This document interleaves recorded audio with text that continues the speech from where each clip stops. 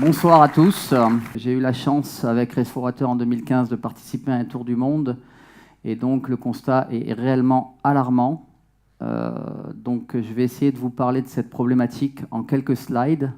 C'est sûr que je ne vais pas parler de toute la problématique actuellement. La première mission donc, de la Fondation Race for Water, c'est de préserver l'eau, pas uniquement les océans, mais aussi les rivières, sachant qu'à chaque fois que vous jetez un déchet dans une rue, il finira dans un égout, puis dans une rivière, puis il ira à la mer. En Guadeloupe, ça va bien plus rapidement que ça. Quand vous allez à une rivière, vous laissez votre bouteille sur le bord de la rivière, et puis elle finira par arriver dans la mer.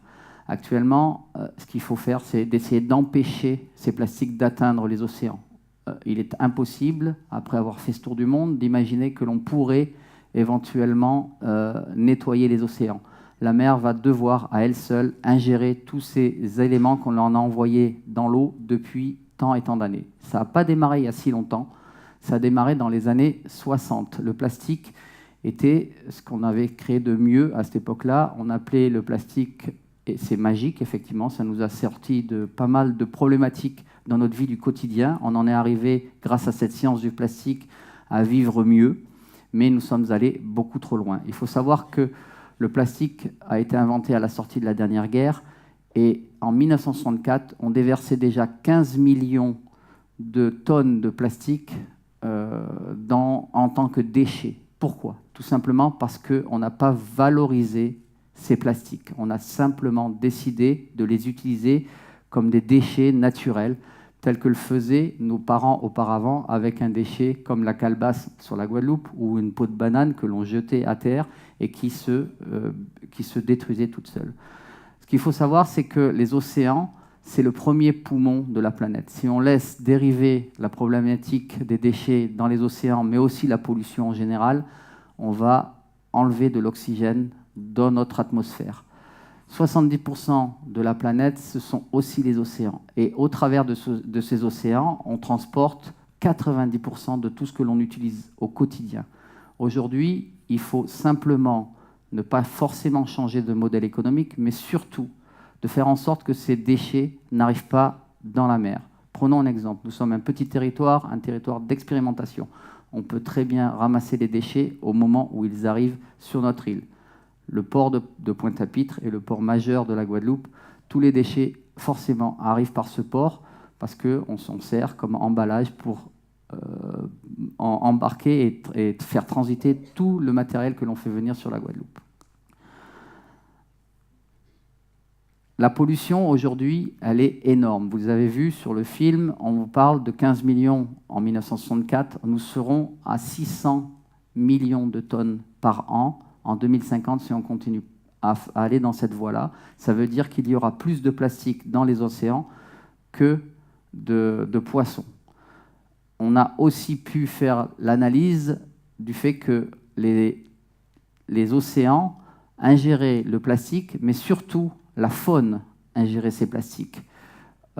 Grâce à l'Université de Bordeaux, on a fait des tests de recherche sur l'ingestion des fragmentations de plastique qui sont jetés à la mer, qui deviennent des microplastiques. Ces microplastiques sont ingérés par les grands mammifères marins, par les grands poissons pélagiques tels que la dorade. Pour les Guadeloupéens, on sait de quoi on parle. Et très rapidement, ça va dans la chair du poisson et donc forcément dans notre organisme à terme. Donc si on arrive à stopper l'arrivée de ces plastiques dans la mer, on arrivera à arrêter l'ingestion de ces plastiques dans nos poissons. Et donc vous avez la liste de tous les risques sanitaires que l'on prend en allant dans cette direction-là. Aujourd'hui, la seule solution que l'on ait, c'est la sensibilisation dans un premier temps. Il ne faut pas imaginer que l'on va régler le problème en quelques années. Ça va durer très longtemps. Aujourd'hui, beaucoup de gens qui sont nés comme moi au XXe siècle ne verront pas la solution émerger. Peut-être les petits-enfants de mes enfants verront une solution. La seule solution aujourd'hui, c'est de parler de cette problématique pour éviter que tous ces déchets aillent en mer et finissent dans la mer et pour être ingérés par nos poissons. C'est pour ça que la mission de Race for Water aujourd'hui est de faire ce tour du monde pour continuer à sensibiliser les populations.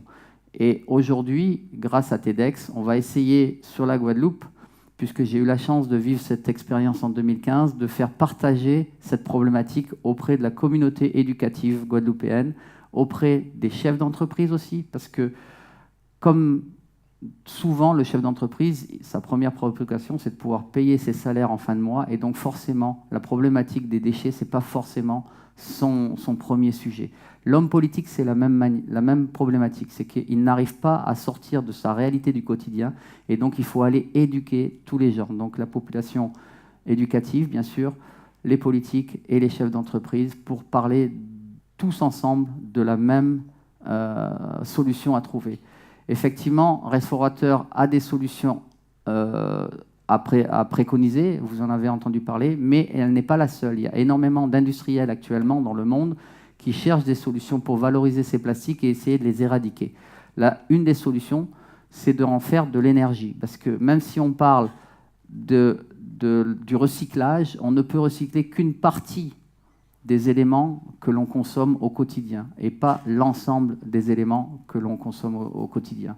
Donc aujourd'hui, le combat, c'est d'en parler, revaloriser éventuellement, mais surtout de faire comprendre à la population dans son ensemble, et on est 7 milliards sur cette planète, qu'il faut arrêter ce désastre. Le désastre, on l'a mis en place début des années 60 et il faut qu'il s'arrête le plus tôt possible. Voilà, merci de m'avoir écouté et j'espère qu'on ira tous dans la même direction.